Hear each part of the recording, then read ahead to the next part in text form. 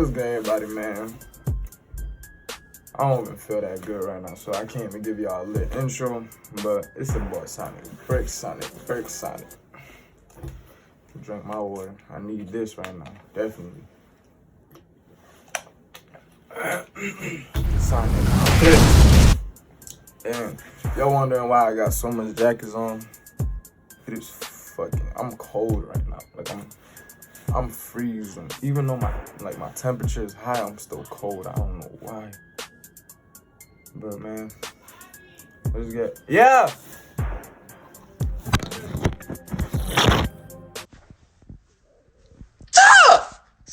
Alright, y'all, I'm back. I had got called downstairs. Take some day court. But fuck it. But man, today we're gonna be reacting to what coronavirus symptoms look like day by day. I just want to see this. I know I don't got the coronavirus. I don't. It's just a common. It should be a common cold. But if these symptoms link up to what I'm having, I might probably have to leave the house because I can't have my family in danger like that. But I hope y'all can hear me. I'm trying to talk louder for y'all.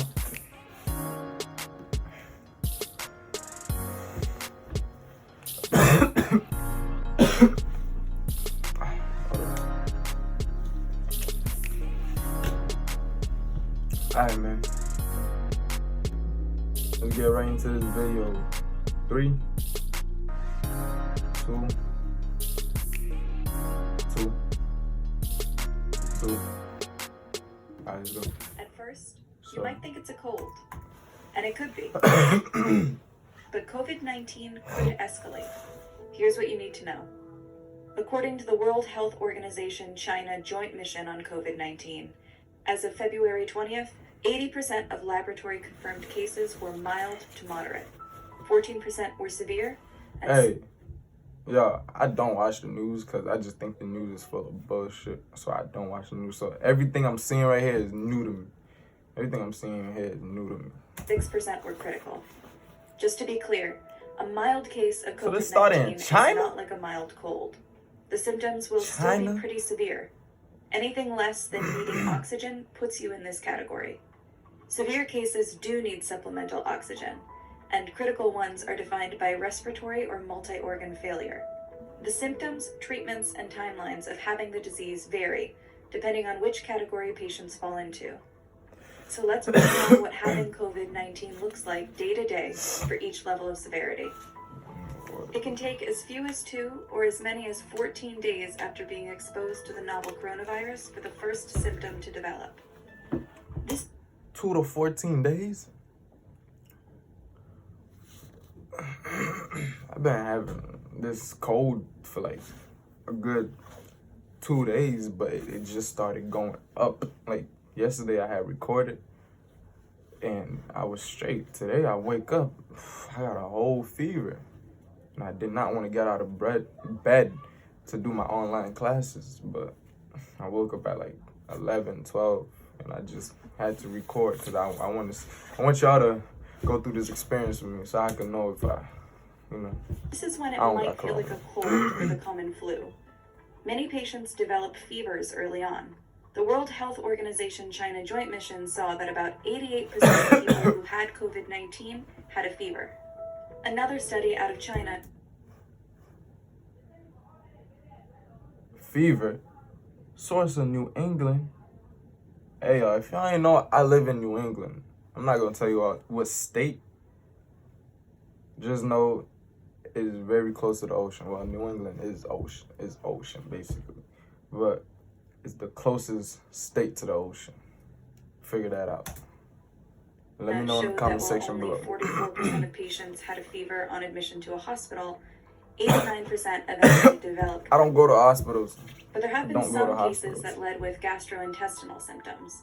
Diarrhea, nausea, vomiting, and/or abdominal discomfort may appear a couple of days before respiratory symptoms. This isn't the norm, though, because COVID-19 is a respiratory disease. That means for most patients, the virus will start and end with the lungs. In the early days of infection, the virus invades lung cells. Specifically, this can damage the cilia, the hair-like projections that move around to keep airways clear of mucus and debris. When cells get infected, they die and shed off, adding to the debris and hindering your body's ability to keep stuff. This video is like Google. You look up your symptoms and it's telling you you have.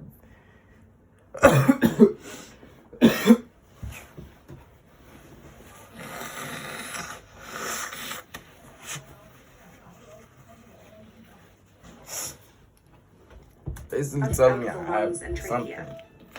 The inflammation causes damage, and damage causes more inflammation. And this cycle could continue until there's no healthy tissue left. And inflammation might explain why a dry cough is one of the most common symptoms. Same goes for shortness of breath and phlegm production. Other symptoms that can appear around this time are fatigue, sore throat, headache, joint or muscle pain. So that's why I'm over here sleeping till 12. I don't sleep till 12. I wake up at like 8:30. And I'm still tired. What the fuck? Chills and a runny nose. By day 5, patients with pre-existing conditions might find that they have trouble breathing. And it usually takes about 7 days for a person to go to a hospital. Mild cases, though, usually clear up by this time. But those with moderate to critical cases will have developed pneumonia, which can range from non-life-threatening to severe. Recovery time for these patients could be anywhere from a few days to weeks. For some severe and critical cases, though, symptoms can escalate into acute respiratory distress syndrome. ARDS is an illness that happens when fluid builds up in the lungs. Inflammation triggers a flood of immune cells that are meant to target the infection. They're usually isolated to infected areas, but sometimes the body goes overboard, which is when the immune cells start killing anything in their path, including healthy cells. ARDS is often fatal. In critical cases, it can lead to respiratory failure, requiring advanced life support. And this is most likely when patients head to the ICU. So you're gonna die? I'm gonna die? ARDS treatment includes supplemental oxygen and mechanical ventilation. The goal is to get more oxygen into the bloodstream, since the lungs can't. When this treatment doesn't work, the lungs are basically too flooded to get any oxygen into your bloodstream. That's the cause of most COVID-19 deaths. And even when a patient survives this phase, they could be left with permanent lung damage. SARS punched holes in some infected people's lungs. Bro, leave me alone. I don't care.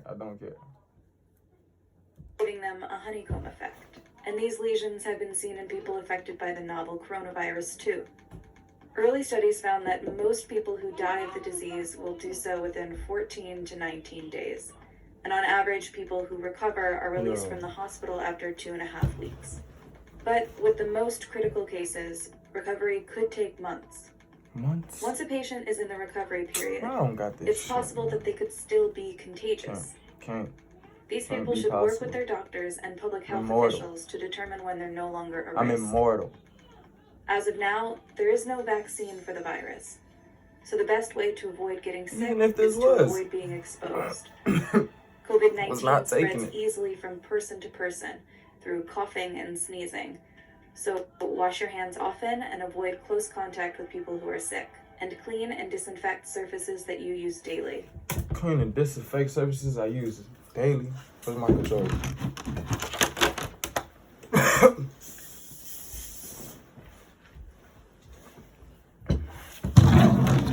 My disinfectant wipes, I will use them after this. Matter of fact, I'm getting them right now.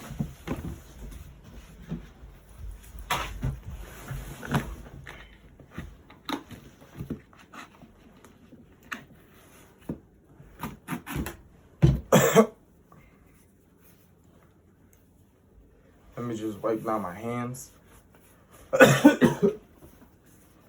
Wipe down my computer. Screen.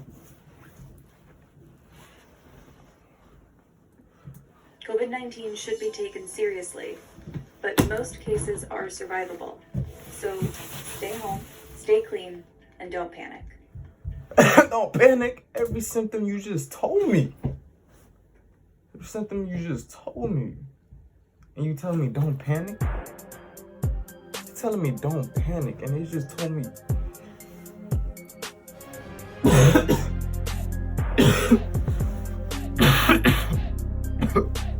Man.